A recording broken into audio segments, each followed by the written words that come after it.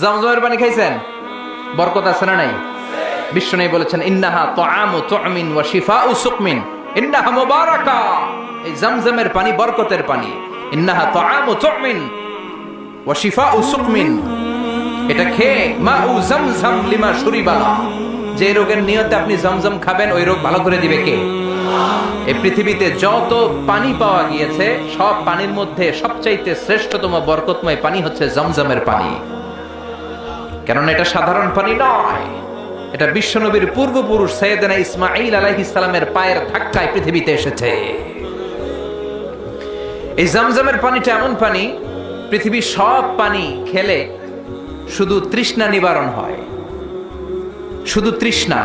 If you are thirsty, you can have the water of Zamzam. আপনার তৃষ্ণা চলে যাবে, পাশাপাশি আপনার ক্ষুধাও চলে যাবে। পৃথিবীতে যত পানি আছে সব পানি শুধু তৃষ্ণা নিবারণ করে, কিন্তু জমজমের পানি তৃষ্ণা যেমনি নিবারণ করে পাশাপাশি ক্ষুধাও নিবারণ করে। কোন সুবহানাল্লাহ। এজন্য একটা দুইটা খেজুর আর জমজমের পানি আপনি খেলে সারা দিন সার্ভাইভ করতে পারবেন। চিল্লায় পড়েন আল্লাহু আকবার।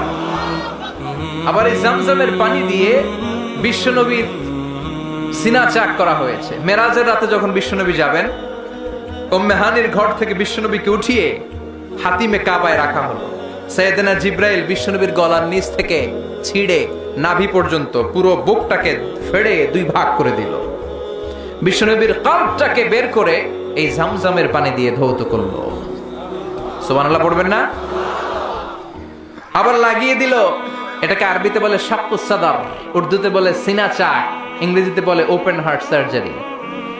বিশ্বনবীকে যে সমস্ত সাহাবারা তাদের পুরো জীবনে খালি গায়ে দেখেছে, উদম গায়ে, গায়ে জামা নেই, তারা বলেছে আমরা দেখেছি বিশ্বনবীর গলা থেকে নাভি পর্যন্ত কেমন যেন শিলাইয়ের মতো দাগ দেখা যায়।